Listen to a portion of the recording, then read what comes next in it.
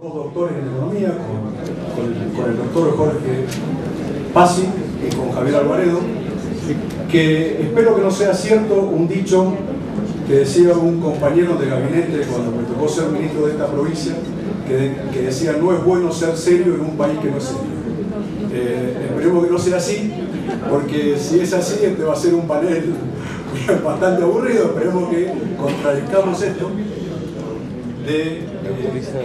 Con el fin de este modelo K en el 2013, con crecimiento bajo, con atraso cambiario, con la brecha entre el tipo de cambio oficial y el tipo de cambio paralelo, se ha ido produciendo en las economías regionales un crack muy profundo. Un crack muy profundo que hasta atenta contra el equilibrio territorial, no solamente el crecimiento territorial más armónico del país, sino también el que pasa en el interior de cada provincia. Porque se postergan todos, se postergan todas las inversiones, se postergan todo lo que quieren hacer los actores económicos. Que van a afectar lamentablemente a la mayoría de las empresas que cotizan en bolsa, y seguramente, lejos de fomentar el financiamiento por ese lado, lo van a terminar reduciendo y va a generar que muchas empresas, para no verse atadas y desnudas frente a este Estado que es bastante policíaco, digamos, en algún sentido, lo que el proceso que Graciela describió que sufrieron las personas que trabajaban en el INDEC, pues están sufriendo muchas empresas de la mano de la FIP, y son presiones muy fuertes que desestabilizan y bueno, digamos, es muy difícil de sobrellevar, ¿no? El gobierno, como siempre, le echó la culpa al mundo, le cortó las transferencias a la provincia. Miren el gráfico de la derecha, tenemos el gasto total primario consolidado en el eje, en la raya azul, y las transferencias a provincias, y miren cómo se castigó. Vamos a ver esto, pero de todo modo, lo que decía, 2012 fue el primer año desde el 96 que Argentina mostró un déficit operativo, y estamos hablando de las cajas que se fueron apropiando, ¿no? Digo, si uno lo ajustara, corrigiera por las cajas que se fue tomando, estamos hablando de un déficit de casi un punto y algo del producto, y si bien la carga de la deuda no es tan importante como en otros años, estamos con un déficit financiero superior a 2 puntos de producto. No es una barbaridad, pero sin acceso al financiamiento internacional genera unos efectos negativos que ahora vamos a ver. Las provincias y los subsidios a personales, estamos hablando algo de alrededor del 55% del gasto total, con lo cual los márgenes de maniobra del gobierno para operar en esto es muy limitado. Sin embargo, el programa financiero, dado que están usando las cajas disponibles, solo ellos usan la caja disponible, nadie más tiene acceso a esa, es todavía financiable. Por ese lado no hay riesgo. El riesgo país está arriba de 1000 puntos a pesar de esto, lo cual es una situación, yo entiendo que es muy difícil hablar de la población.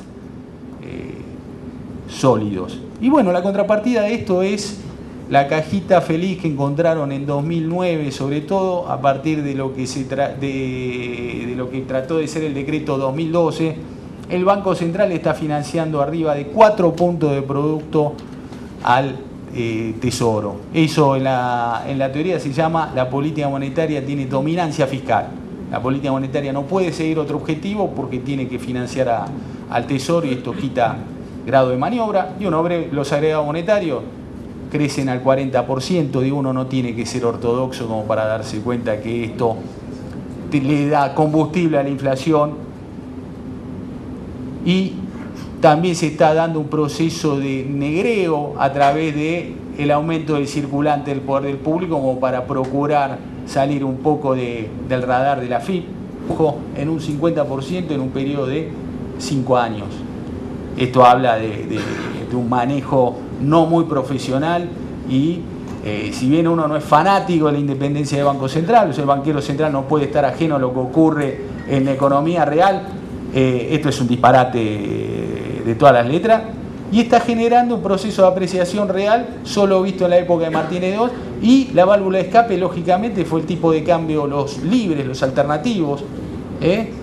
Pero ustedes miren este gráfico, tiene una cuestión interesante. Con la identificación de los problemas como falla de coordinación, es decir, como no son mismos los agentes que en una economía hacen una cosa que la otra, no son mismos los que invierten que los que ahorran. Esas fallas de coordinación son las que producen recesiones y demás.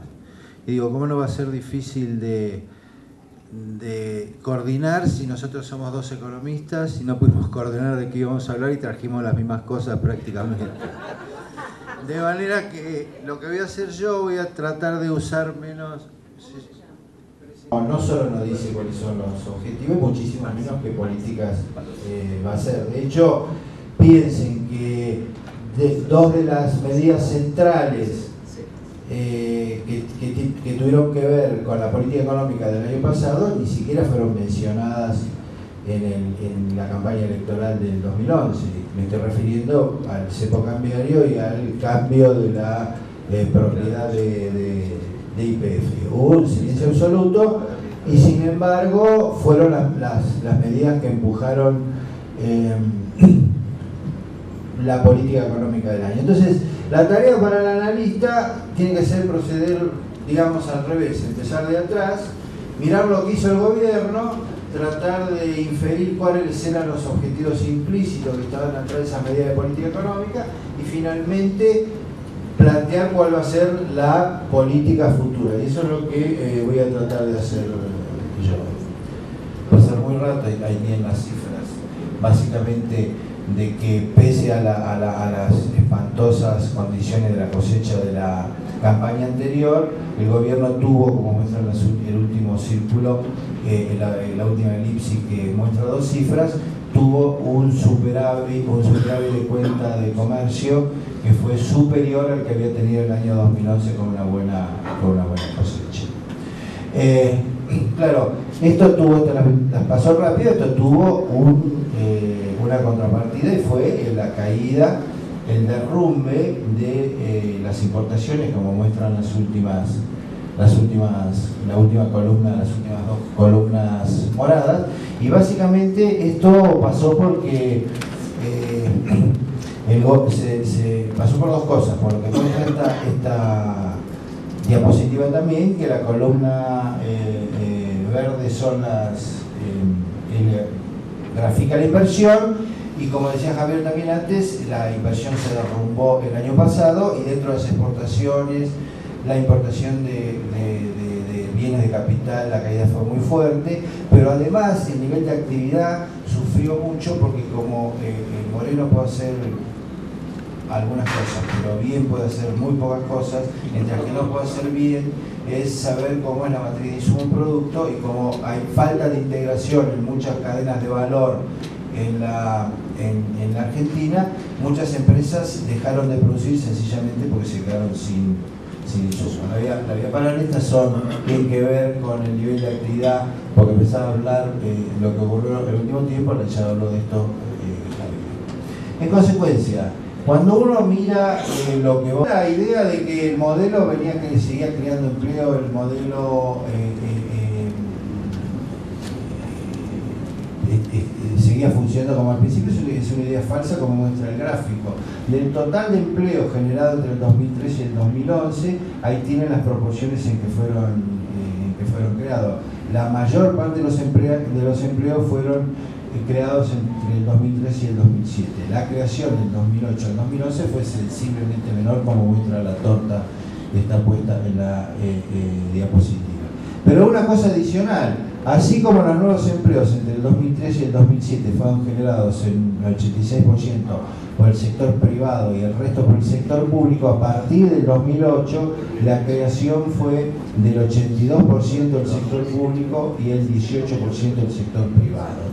Esto es lo que tenemos que tener en cuenta cuando evaluamos la evolución probable de la economía el año próximo. Pero además ya el año pasado ese comportamiento del mercado de trabajo explicaba el comportamiento del consumo. Fíjense que el consumo privado tiende a deprimirse, no tengo lamentablemente un puntero para mostrarles, la columna azul, tiende a deprimirse desde el año 2011, donde tenía comportamientos similares al consumo público desde el punto de vista del comportamiento, y claramente en lo que iba del 2012 el que crece más es el consumo público y no es el bajo. Como un dato adicional, el índice de demanda laboral que releva la Universidad Torcuato Di Tella cayó enero del 2013 contra enero del 2012 el 27%. Estamos hablando de un índice que venía mostrando un comportamiento equivalente al que se podía verificar en otros relevamientos del mercado de trabajo.